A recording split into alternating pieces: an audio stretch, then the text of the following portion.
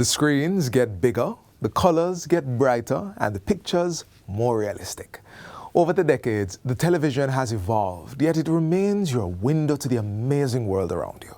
Today is World Television Day, and since you're watching or listening, thanks for celebrating with us. Coming up, we look at the mission of the Ministry of Health and Wellness to boost antimicrobial awareness, plus 5 minutes to your health. We look at the Health Ministry's immunization program.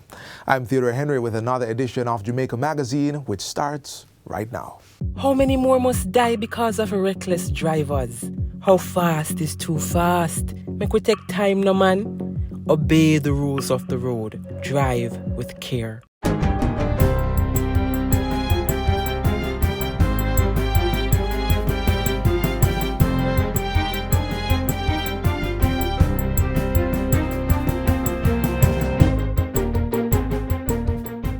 Good day, I'm Stephen McHugh, and this is your JIS News for Monday, November 21, 2022.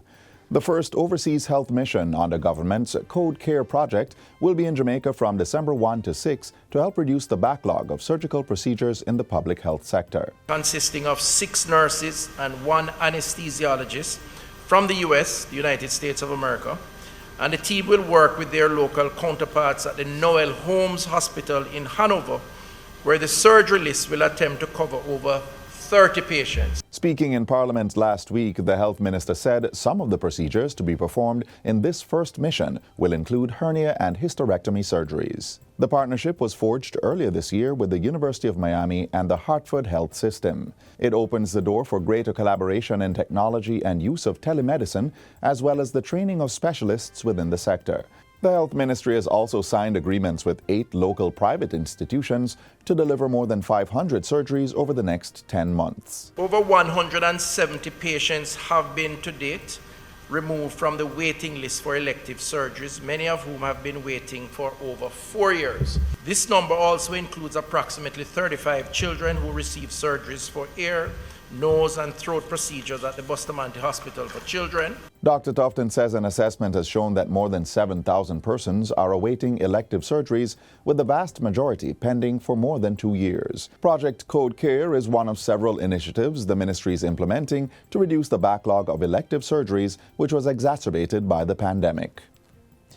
Jamaica's foreign exchange market remains relatively stable, partly reflecting actions by the central bank in response to higher than targeted inflation. Governor of the Bank of Jamaica, BOJ, Richard Biles, says the foreign exchange rate for fiscal year 2022-23 depreciated by 0.5% as at November 11. This was significantly lower than the 6.7% depreciation recorded over the corresponding period of 2021-22.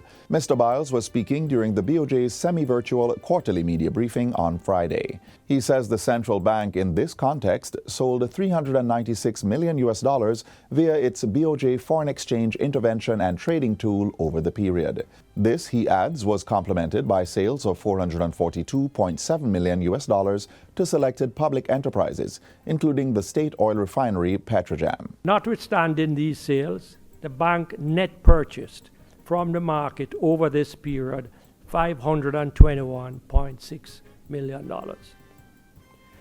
At the 11th of November 2022, Jamaica's gross international reserves remained substantial at approximately US $4.3 billion.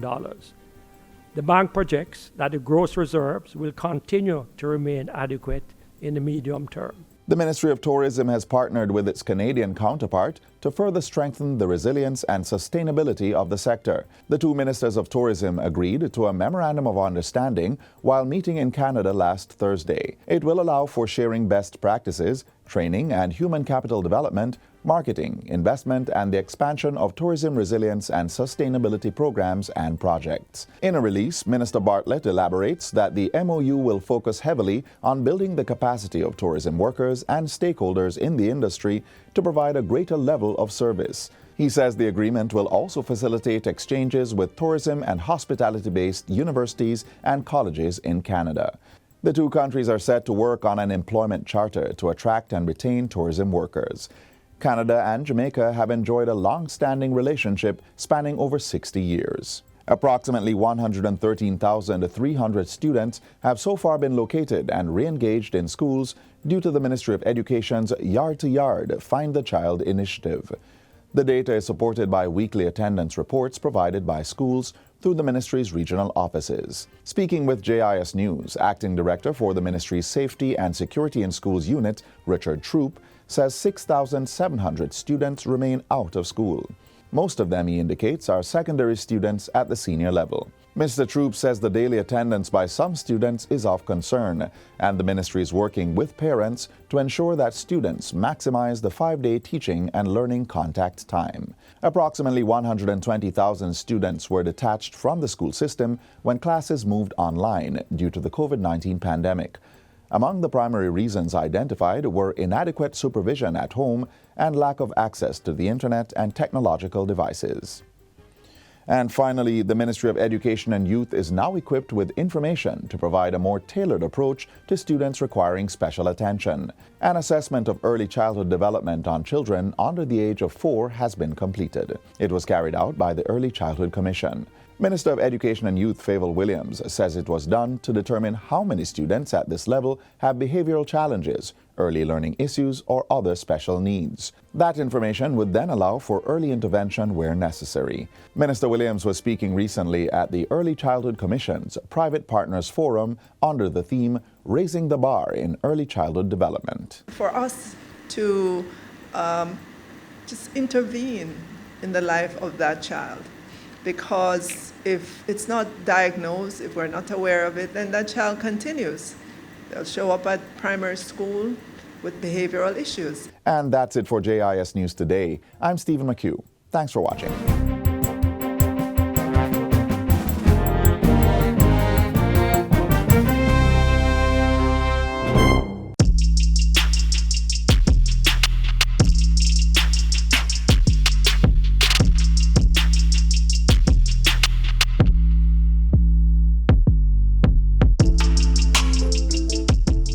The travel file application was created by the Transport Authority for the protection of the commuting public.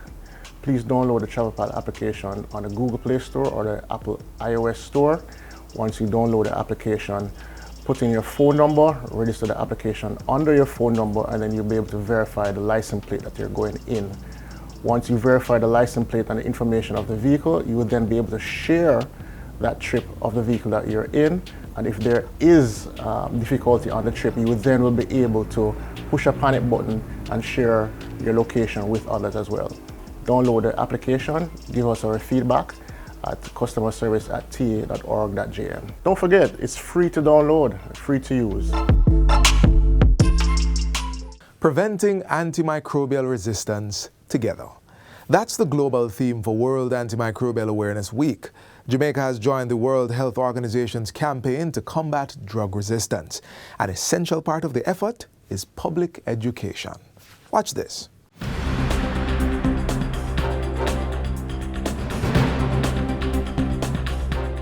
In 2015, the World Health Organization declared antibiotic resistance a global threat, resulting in the development of a global action plan. By 2016, all member countries were mandated by the United Nations General Assembly to develop an action plan using the global document as a template. Antimicrobials are used around the world to control and treat infections in animals and humans, but their overuse and misuse puts their efficacy at risk. The ultimate objective is to reduce the need for antimicrobials by preventing disease. In this regard, animal diseases and infections should primarily be prevented by ensuring biosecurity, following good production and good management practices, and implementing integrated disease control programs to minimize the occurrence of diseases. Antimicrobial drugs are also used to treat diseases in animals and plants, as well as in farming to boost production. The result is that they can end up in the environment, in water and waste from health facilities and farms, and sometimes even in our food. Both our health and agriculture ministries, therefore, have joined forces with the Pan American Health Organization, PAHO, and the Food and Agriculture Organization of the United Nations, FAO, to develop a national action plan underscoring the need for a broad-based, multi-sectoral approach and response to this rising issue. Not long ago, I sat in the lab looking at a culture plate of a urine sample taken from a 40-odd-year-old lady. And I literally felt chills down my spine as I saw that an organism was growing on it that was resistant to 21 of the 22 antibiotics tested against it. And the one antibiotic it was sensitive to would not have worked in real life. This is a scary prospect. And I'm sure persons will wonder, well, what do you do? What do you do with such a patient? So this reinforces the fact that the problem is not coming, it is already here. Bacteria we can't stop fight. Antibiotics, take them right. Antibiotics, antibiotics. Come make me tell you how to take them right. Only take them from professionals with medical credentials. Do not share them with friends or relations. Use prescriptions, follow instructions. Take them till them done with no interruptions. Bad bacteria we can't stop fight. Antibiotics, take them right. What do you do with your leftover antibiotics? Which I'm sure some of you have, because many persons rarely ever complete the course. Do you return it to the pharmacy, as a good citizen should? Or do you flush it down the toilet? If you do the latter, where does that water go? And how can the antibiotic influence the soil it eventually ends up in and the callaloo field it nourishes? Does that have implications for us?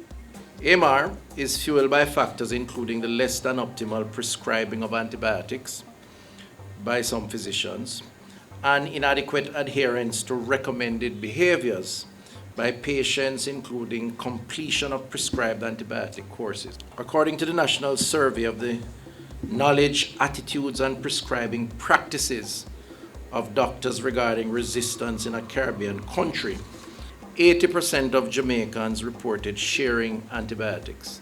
50% thought the same antibiotic worked for all infections. Only 14% admitted to asking doctors for antibiotics, with doctors giving them antibiotics in 90% of cases. Only 50% thought the course of antibiotics should be finished. In other words, from start to finish. You know, we have this tendency that we start taking it, we feel a little better, and we feel like we don't need to take it again. It's a very important thing, very, very serious, and it's something that we really need to do more to address.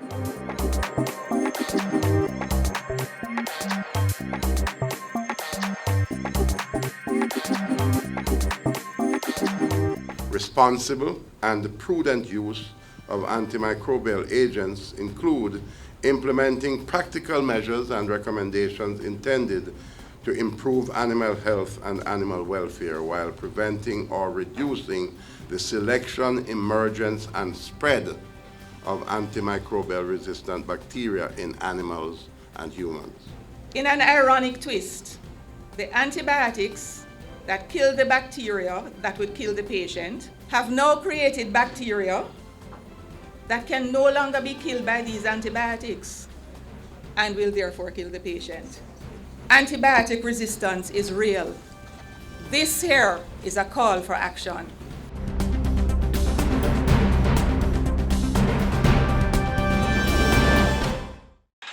The following is brought to you by MOCA, the major organized crime and anti-corruption agency with kind support of NIA and USAID. Criminal minds think they are cunning. The major organized crime and anti-corruption agency have them running. Your friend a shout, come here. Take time running, are we ready for the ops? Drive up on your block, step out now me block, cyber take about your laptop. Pull up every lock, no evidence to drop. We put it in a cuffs and now we have the under. Sin you say scam, you better look out fit. When you move corrupt, better look out fit. Please say you get wet, look out fit. Look out fit, look out fit. From you say scam, you better look out fit. When you move corrupt, better look out fit. Please say you get wet, look out fit. Look out fit, look out fit. The proceeding was brought to you by MOCA, the major organized crime and anti-corruption agency with the kind support of NIA and USAID. Now Next up, the Ministry of Health and Wellness is protecting our population through immunization. Director of the Health Promotion and Protection Branch, Dr. Simone Spence, tells us more.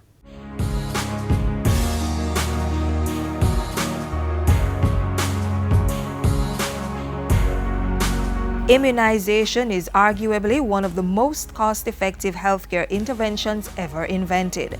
Since the first successful vaccine was developed to treat smallpox in 1796, vaccination has been preventing illnesses and deaths for millions of people around the world.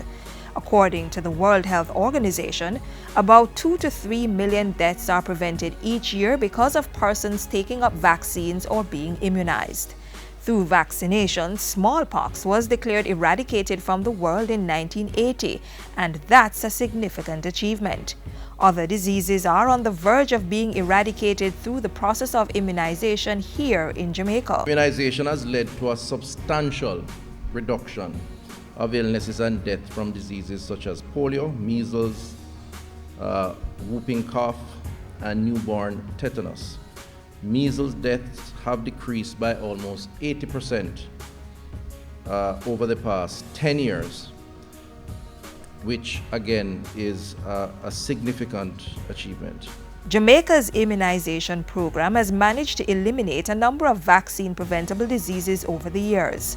These include polio, which usually left children paralyzed. Jamaica had the last case, for example, of polio in 1982. The last case of locally transmitted measles in 1991, the last case of diphtheria in 1995, the last case of rubella in 2000, and the last case of newborn tetanus in 2001.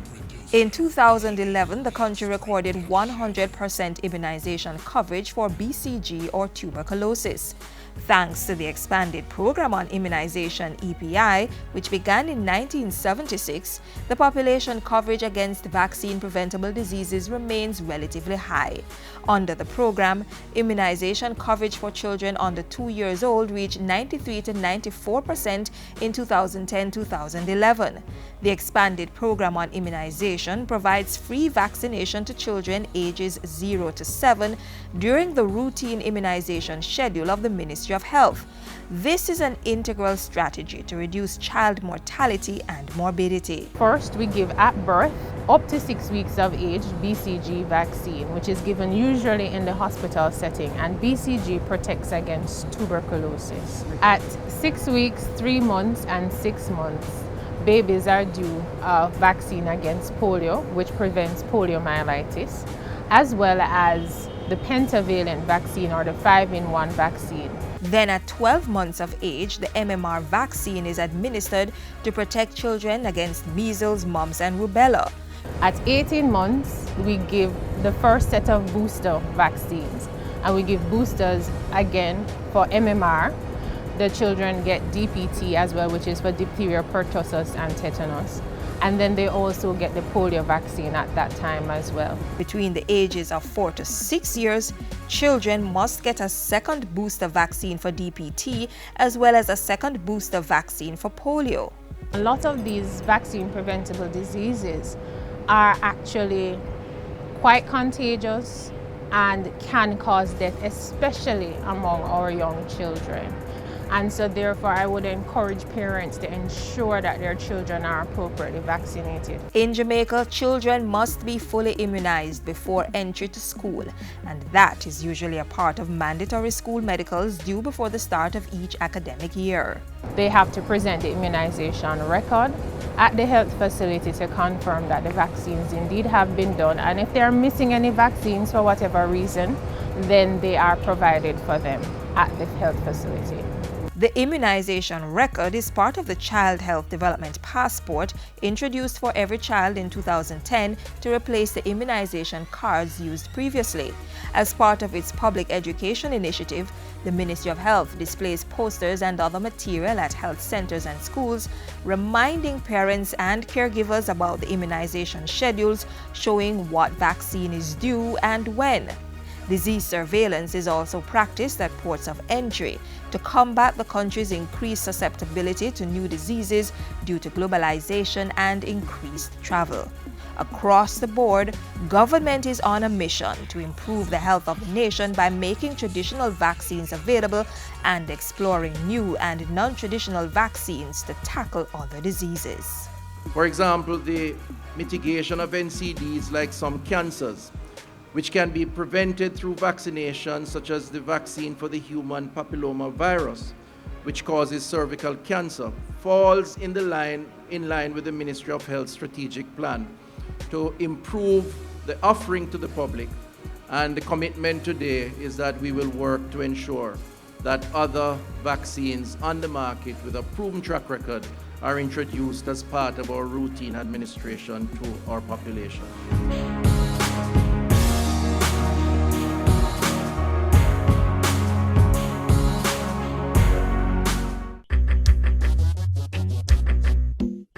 Nutritious food, succulent dishes, superior workmanship, and excellent service. Jamaica is on the go. Let's grow what we eat and eat what we grow. Let's harness the indomitable spirit of our most valued resource, our people. Let's support our local businesses. After all, buying Jamaican means building Jamaica.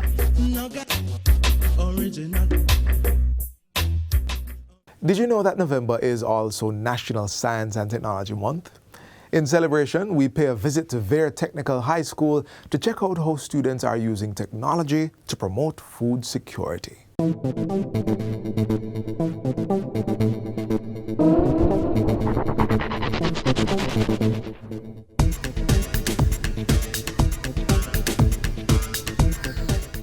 There we have a structured agricultural program.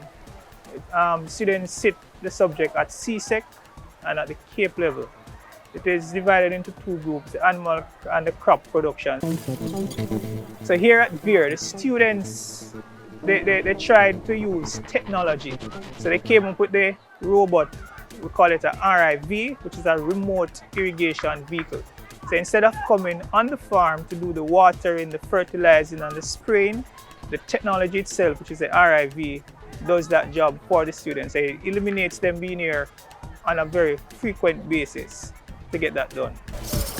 Yeah, I started this group when I was in grade 9, when we first entered the 4-H Tech Agriculture competition. We first designed a miniature chicken coop that was powered via wind turbines. Our project we have now is our RIV, which is a 3-phase project. We now are at phase 2. Phase 1 was our atmospheric water generator, which generated water for our greenhouse. Phase 2 is our robot that catches the water from the generator and distributes it to the plants within the greenhouse. SRC competition, which is the Scientific Research Council competition, we won that competition 3 years in a row. 2019 was actually a relief because we won 2018 with phase 1 of the project. So we actually won 2019 with phase 2 of the project. What we want to do with the robot now is to allow the robot to specify how much humidity is within the soil and tell what type of pest is on the plant.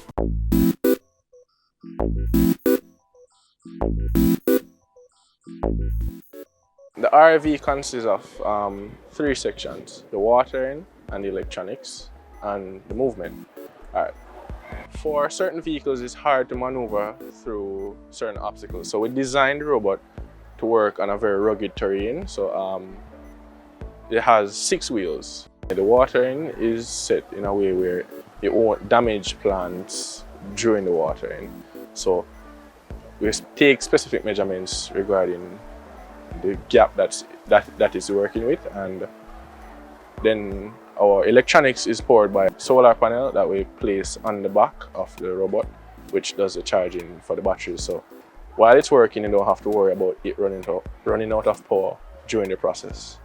So as it does its job, it charges, and you get a steady feedback on your cell phone regarding what it's doing, how far it has reached in the water and our fertilizing. The most unique factor is that you can leave it in your farm anywhere, and you can stay at work, in your house, anywhere, and get live feedback regarding the statistics of the robot. Battery percentage, location, how far it has reached in the process of watering or fertilizing. We're trying to engulf the younger generation into the association because We don't want that when we move on, the club and the legacy that we have created die out. So we incorporate the younger ones and so forth, teach them what we have already garnered, especially the experiences from what we have. We take some of the younger ones with us so that they can get the experience as well and help their fellow young mates up. If you're interested in science and technology, it is a field that you have to have patience, because everything won't go the way that you want it to. So you have to develop patience, you have to be a good listener, you have to learn to observe, because through these skills you'll be able to advance your skills, because no one knows everything, so each one teach one. So when you have these skills now, you'll be able to learn faster, you'll be able to learn better, and in the long run you'll be able to develop your own ideas based on what you've learned along the way.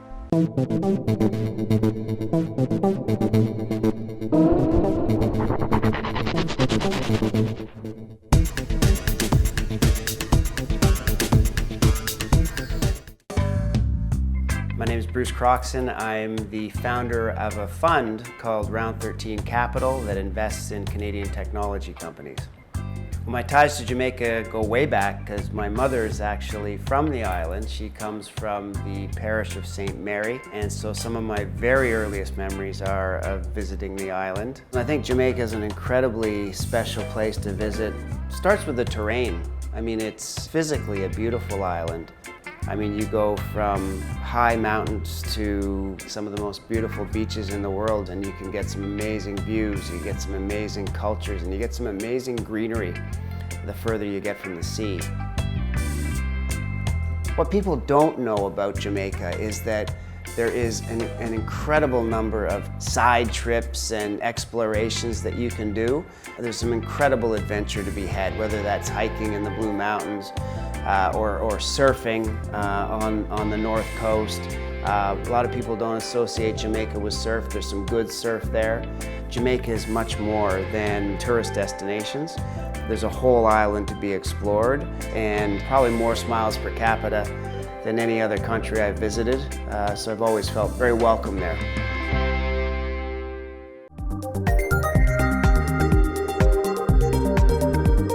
That's all the time we have for you today on Jamaica Magazine.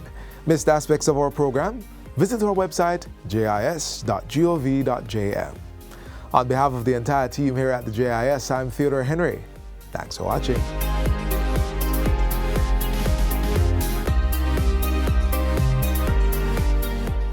This has been a production of the Jamaica Information Service, the voice of Jamaica.